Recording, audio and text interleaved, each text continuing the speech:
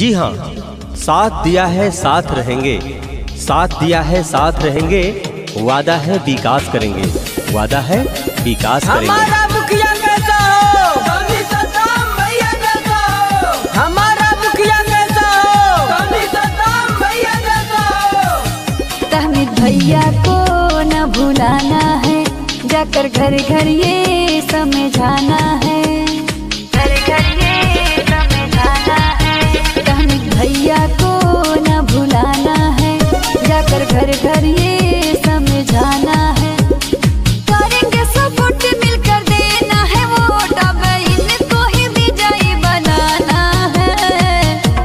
गली में शोर मचा दो, तहमीद भैया को जिताना है। गली में शोर मचा दो, तहमीद भैया को जिताना है। रिजवानपुर की जनता जिंदाबाद, जिंदाबाद जिंदाबाद। रिजवानपुर की जनता जिंदाबाद, जिंदाबाद जिंदाबाद। कलम दबाज झारे झार देख के भैया वोट मार, कलम दबाज झारे झार देख के भैया वोट मार, कलम दबाज झारे झार देख के भैया वोट मार। कलम दमात सरिश्ता भैया बरसों है पुराना, देकर कीमती वोट तहमीद भैया को है जिताना। कलम दमात सरिश्ता भैया बरसों है पुराना, देकर कीमती वोट तहमीद भैया को है जिताना। करेंगे विकास होगा ना कोई निराश, करेंगे विकास होगा ना कोई निराश, सबको यही बताना है। गली में शोर मचा दो, तहमीद भैया को जिताना है। गली में शोर मचा दो, तहमीद भैया को जिताना है। आपका बटन कहाँ दबेगा, कलम दबाज जहाँ दबेगा, आपका बटन कहाँ दबेगा, कलम दबाज जहाँ दबेगा, आपका बटन कहाँ दबेगा। कलम दबाज जहाँ दबेगा।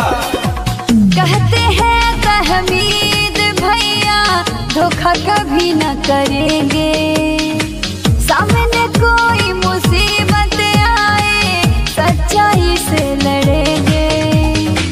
कहते हैं तहमीद भैया धोखा कभी न करेंगे, सामने कोई मुसीबत आए सच्चाई से लड़ेंगे। इन पे है आस सबका है विश्वास, इन पे है आस सबका है विश्वास, अब कीमती वोट न गवाना है। गली में शोर मचा दो, तहमीद भैया को जिताना है। गली में शोर मचा दो, तहमीद भैया को जिताना है। तहमीद भैया को न भुलाना है, जाकर घर घर ये समझाना है, घर घर ये समझाना है।